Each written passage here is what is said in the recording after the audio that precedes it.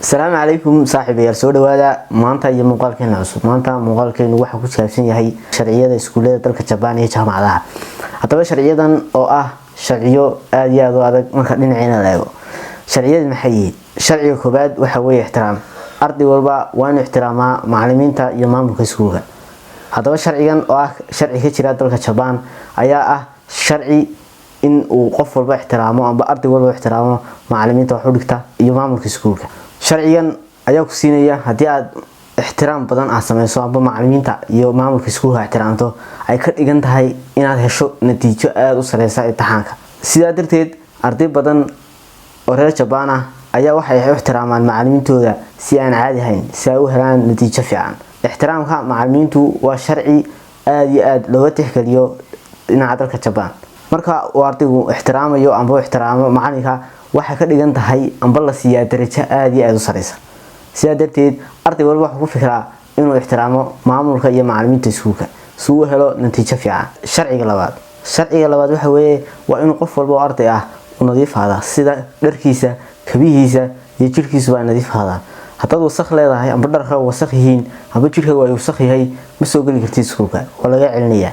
sidaa darteed diinteenu inuu boorisay inay nadaafadda ilaalino sharciga saddexaad waxa weeye waa in ardaydu nadiifiyaan fasalka wax ku baranayaan iskuulka oo dhan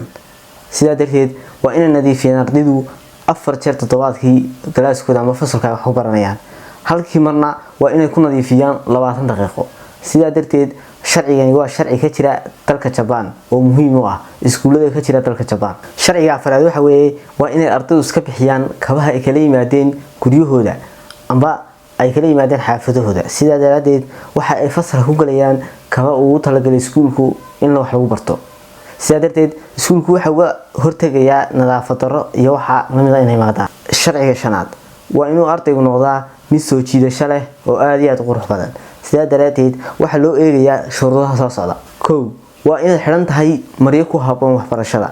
lama ogola maryo kale inaad soo xirato maryaha loo qoondeeyay iskuulada dalka Japan ayaad xiranaysaa wiilasha looma ogola inay la baxaan timo dhaadheer sidaa daraadeed waa inay wiilasha soo gaabiyaan timahooda gabdhaha looma ogola inay timahooda xagga dambe ka xidhaan sida inay isticmaalaan taako beendo iyo wixii lamida lama ogola waxyaabaha gacanta lagu xidho sida saacada amba gacanta amba falgalka sidaa daraadeed waa ka mamnuuc iskuulada dalka Japan arrinta xiga waxa weeye in aan la ogolayn inay gabdhuhu marsadaan make up iyo wax lamida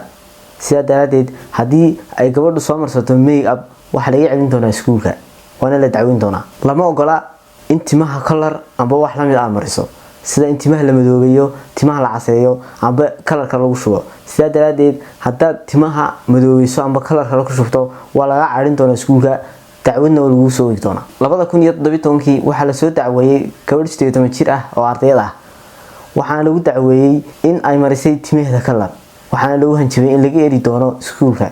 markii dambe iskuulku waxa uu ogaaday in timaheeda ay cawlaan hayeen amba cawlaan ugu dhalatay sidaa daraadeed markii dambe waxa loo ogolaaday in iskuulka sii wado sidoo kale gabdhaha looma ogola inay cidiyahooda marsadaan wax kalar ah sida xamuurad amba rinji amba wax lamid ah lama ogola in qofku indhihiisa soo qurxiyo sida inuu indhaha kalar iyo wax lamid ah u gashado lama ogola in indhahaaga amba suniyahaaga aad mariso qalin amba aad qorqorto waa ka mamnuuc iskuulada dalka Japan haddii lagu qabtana waxa lagu oogi doonaa dacwad gabdhaha looma ogola inay soo xidhaan waxyaabaha la soo qurxiyo sida silsilad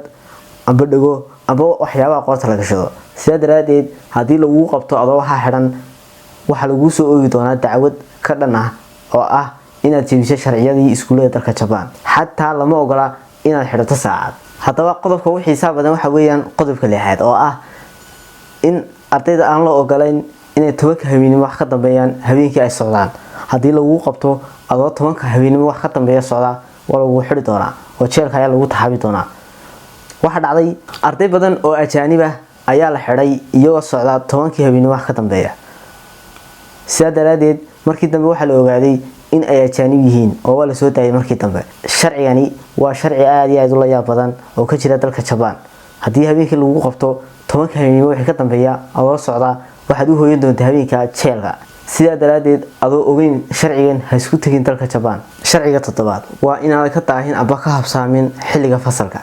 hadii lagu qabto adoo soo tahay hal mir amba 2 daqiiqo waxa lagu ciqaabi doonaa ciqaab ah inaad 7 cisho soo kalaahdo oo aad nadiifiso fasalka sidaa daraadeed arday walba wuxuu isku dayayaa inaanu soo daahin si aan loo ciqaabin tanna waa sharci ka jira dalka Japan sharciga sideedaad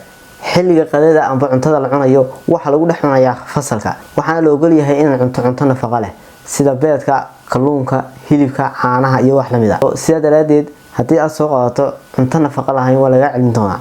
sidoo kale markay ardaydu dhameystaan cuntada waxa nadiifin doona ilkahooda oo way cadeyn doonaa wiilasha iskuulka dhigta wax xiriira lama sameyn karaan gabdhaha iskuulka dhigata sidoo kale gabdhuhu lama sameyn karaan wax xiriira wiilasha iskuulka dhigta sidoo kale wiilashu kuma fadhiisan karaan kuraasta iyo miisaska ay leeyihiin gabdhuhuna kuma fadhiisan karaan kuraasta iyo miisaska ay leeyihiin wiilashu sidaa daraadeed haddii lagu qabto adoo wax xiriir la sameynaya gabadh iskuulka dhigata waa laga carin doonaa boo laga erin doonaa iskuulka